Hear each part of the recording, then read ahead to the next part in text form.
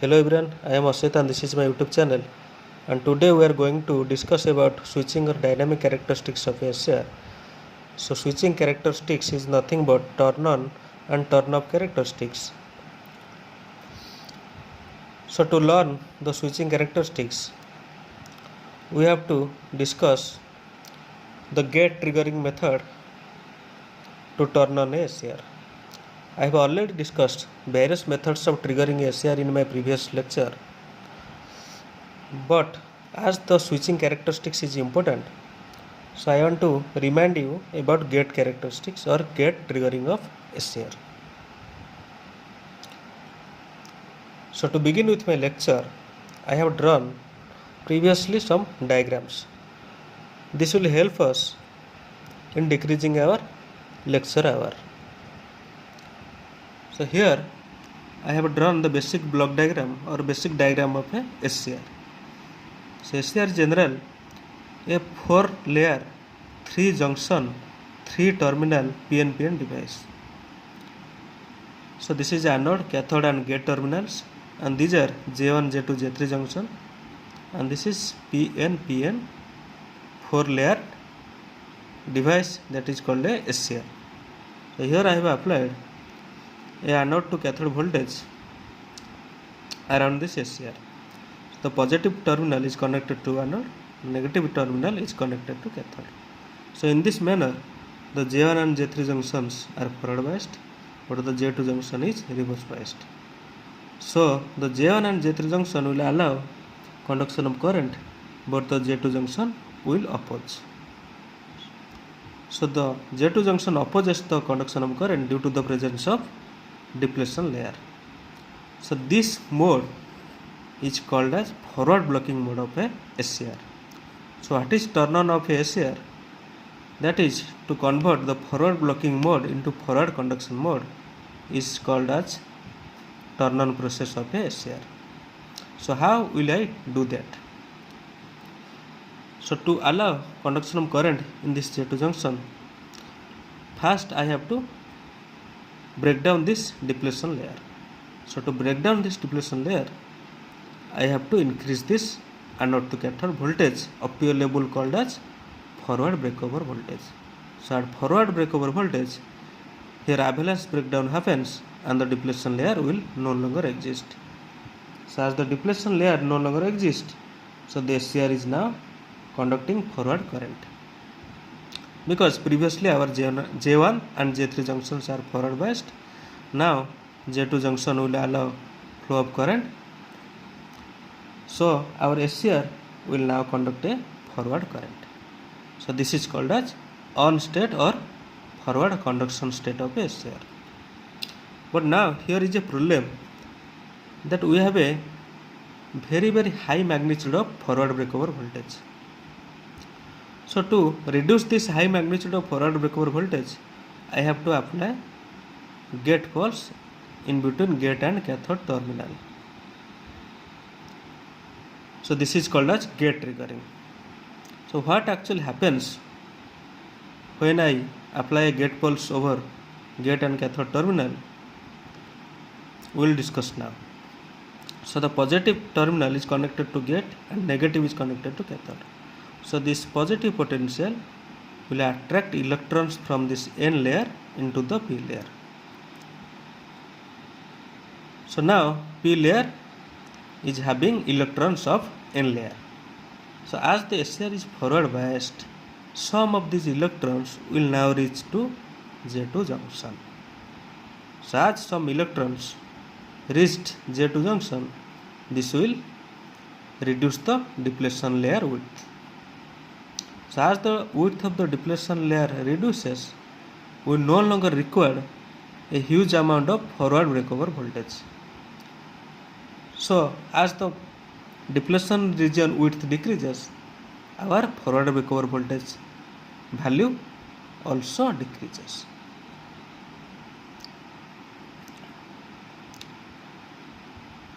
So when we keep increasing the value of gate current, our depletion region width will keep decreasing, and so also the forward breakover voltage will also decrease. So graphically I have drawn the graph between forward breakover voltage and gate current. So whenever I am increasing the value of the gate current, my forward breakover voltage decreases. Here an important region is OA region.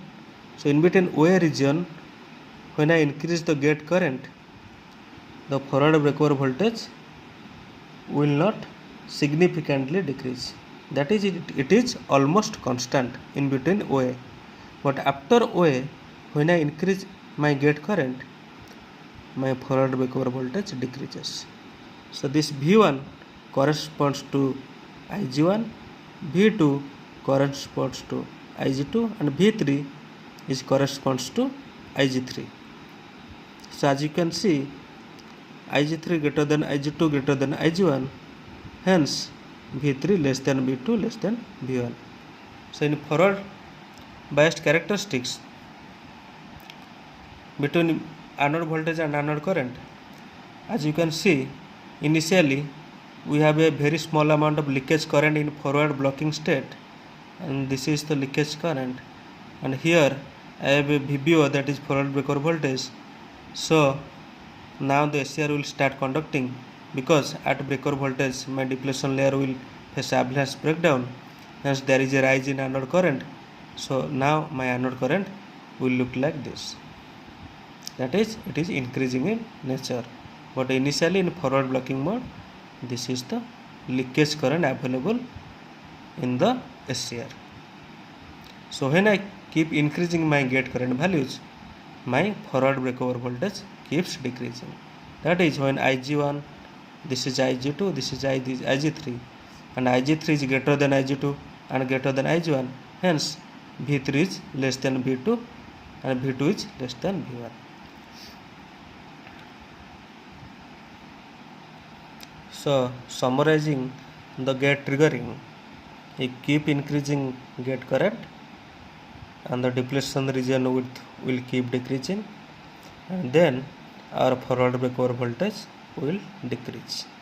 So more is the value of gate current, less is the value of forward breakover voltage. So this is the conclusion in gate triggering. So now coming to switching characteristics, I will first discuss the turn on characteristics. So as we see, a forward biased thyristor is usually turned on by applying a positive gate voltage between gate and cathode. However, there is a transition time from forward off state to forward on state, and this transition time is called thyristor turn on time, and it is defined as the time during which it changes from forward blocking state to final on state.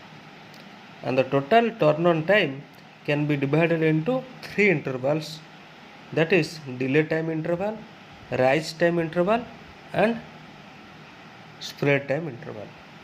So we will discuss about delay time, rise time, and spread time one after another.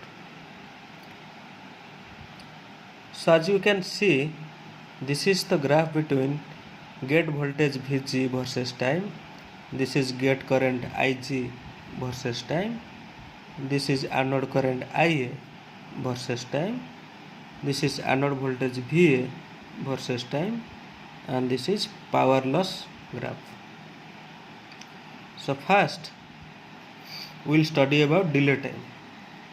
So here I have applied a gate pulse around my gate to cathode terminal. Then after applying gate pulse, we will now see how our gate current, anode current, and anode voltage changes. That is, after applying gate pulse, we will now see the variations in gate current, and anode voltage. So when I apply a gate pulse, my gate current will start increasing, and then it will become steady. So when it is increasing, at a point it will attain 90% of its final steady state value. This Ig is the final steady state value. And when the gate current reaches 90% of the final steady state value, the anode current at that instant of time will start increasing from its leakage current level. That is, when gate current reaches its 90% of final value, the anode current of the SCR will start increasing. And when the anode current reaches 10% of its final steady state value, that time period is called as delay time. That is, from 90% of Ig to 10% of Ia, time period is called as delay time period. So there is another definition, that is,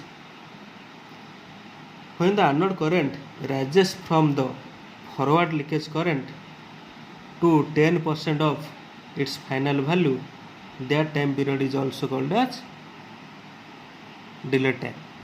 So delay time now have two definitions. One is from 90% of gate current to 10% of anode current, and the second one is from leakage current level of anode current to the 10% of anode current.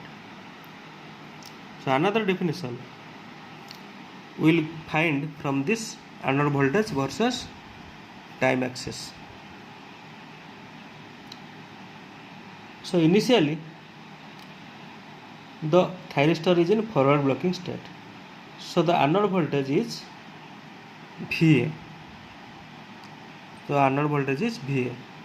So when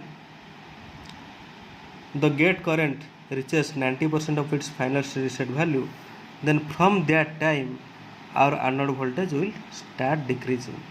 And when it will reach 90% of its initial value, then from this VA to 90% of VA time period is also called as delay time period. So now delay time has three definitions. First one, from 90% of Ig to 10% of Ia. Second one, from leakage current level of Ia to 10% of Ia. Third one, from initial blocking voltage of VA to 90% of the VA. So this time period is called as delay time. Delay time. Okay. So during delay time, when the gate current will start flow from gate to cathode, it has non-uniform distribution of current density over the cathode surface. That is, the gate current density is higher nearer to the gate terminal, and it will start decreasing when the distance from the gate increases. So due to this, during delay time, the anode current will flow in a narrow region near the gate, where the current conduction density is higher. So here my current conduction density is higher. So in delay time, my anode current will flow in this small region or small layer near the gate terminal. So it is not spreading all across the SCR, but it follows a small region near the gate terminal where my current density is higher. So this is all about delay time. Now I will learn about the rise time. So we will study about the rise time. So the rise time TR, the rise time is defined as, also noted as TR.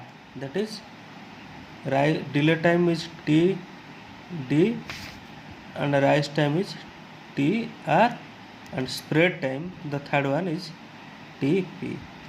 So the rise time TR is the time taken by the anode current. It is the time taken by the anode current from 10% to 90% of its final steady state value. If Ia is the final steady state value, then rise time is 10% of Ia to 90% of Ia time interval. That is, this time interval is rise time. This time interval is delay time. So rise time has another definition, that is, when our anode voltage drops from 90% to 10%. So this is the time interval of rise time. This is same as this interval. So in this interval my anode voltage drops from 90% to 10% of its initial value. There are two definitions of rise time. So this rise time is inversely proportional to magnitude of gate current. So if magnitude of gate current is more, then the rise time is less. And also it depends on the build-up rate of the gate current. That is, what is build-up rate? Means if the gate current increases more rapidly, then my rise time will decrease. If my gate current will increase slowly, then my rise time will decrease. So here the rise time is inversely proportional to both the magnitude of the gate current and its build-up rate. So thus my rise time can be reduced if a high and steep current pulses are applied to the gate. So high magnitude current will decrease the rise time, and so also a steep current pulse will decrease the rise time. But actually the rise time depends upon the nature of anode circuit. So what is nature of anode circuit? If the anode circuit is RL type, consider RL type anode circuit. So in RL type anode circuit, the rate of rise of anode current is slow due to the presence of inductance. But in RC circuit, the rate of rise of anode current is fast because it is a capacitive circuit. So rise time also depends upon the nature of anode circuit. So from the beginning of the rise time, that is when rise time starts, our anode current starts spreading from the narrow conducting region near the gate. That is, our anode current will start spreading.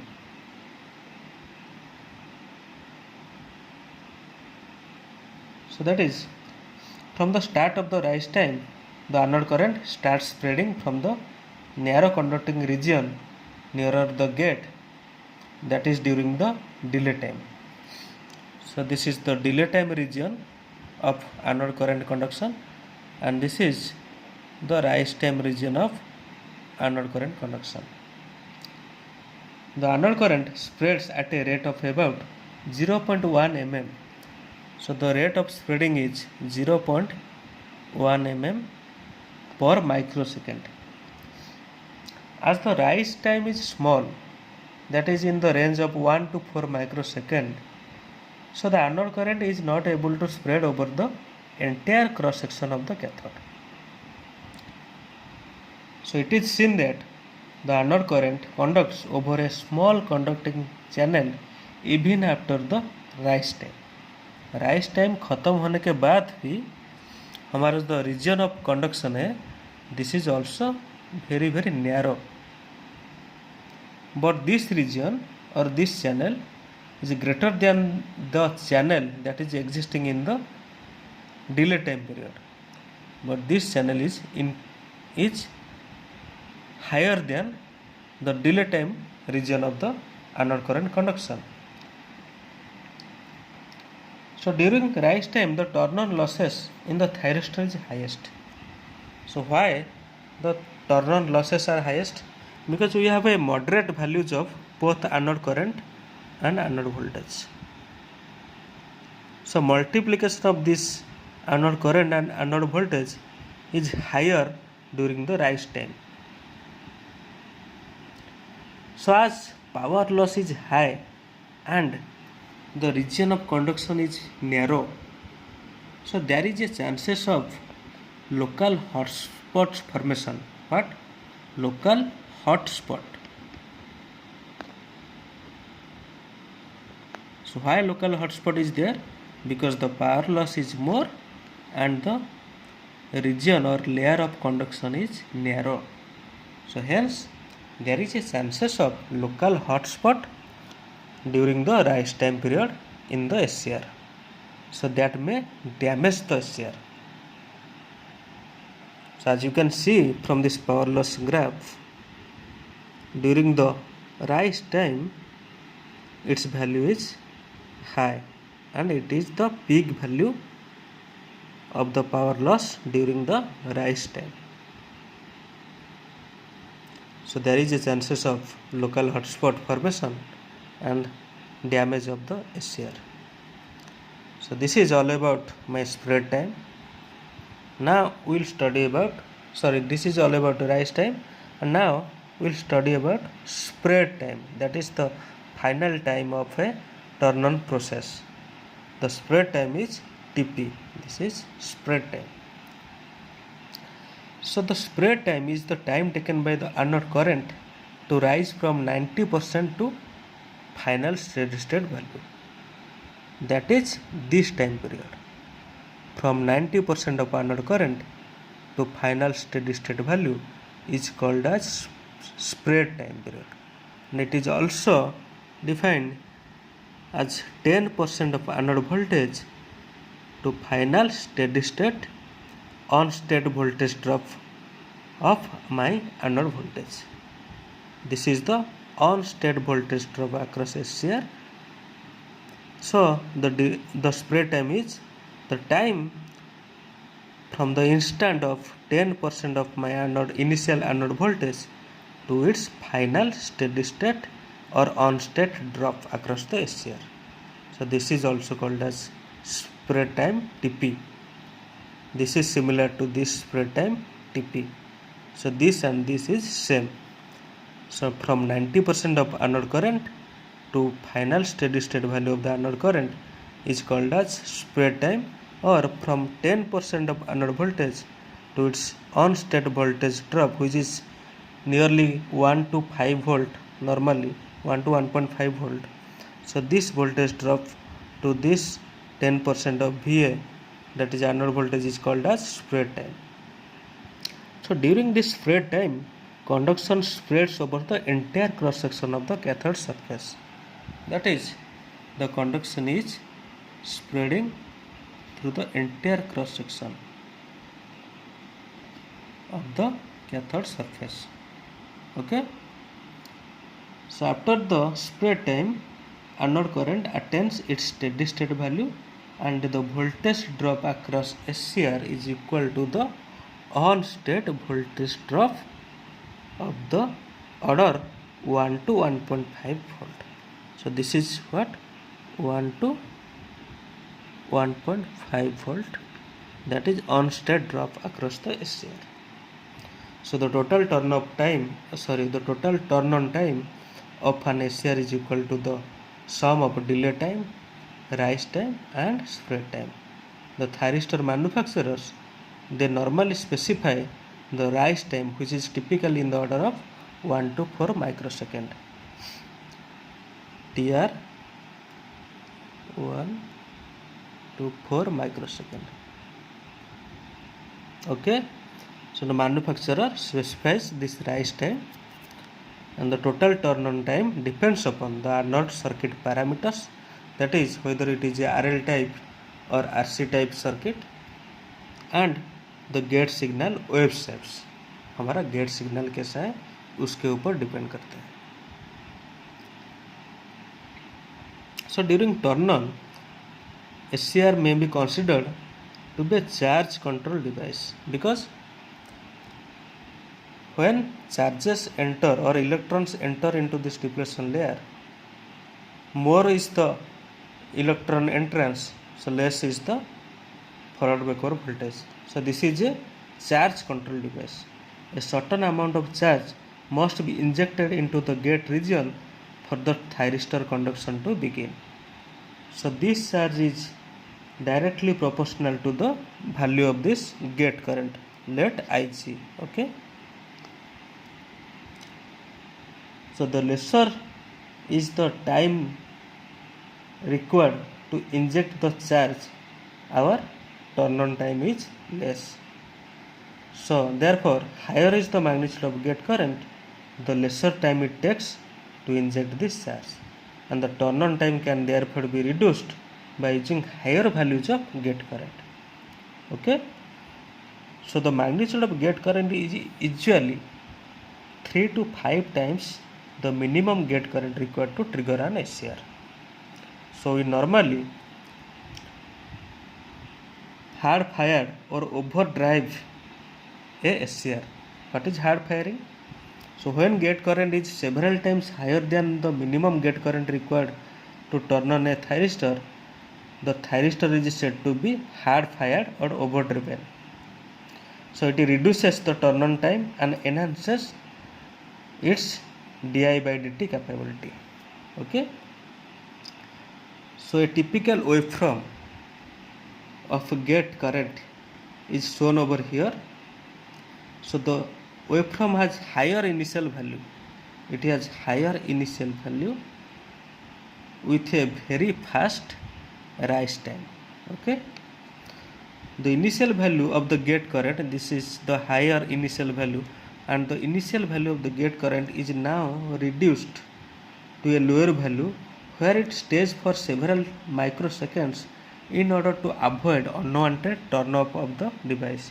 That is, this is to ensure that my anode current rises above my latching current level. Okay, you understand? So now this concludes my turn on process.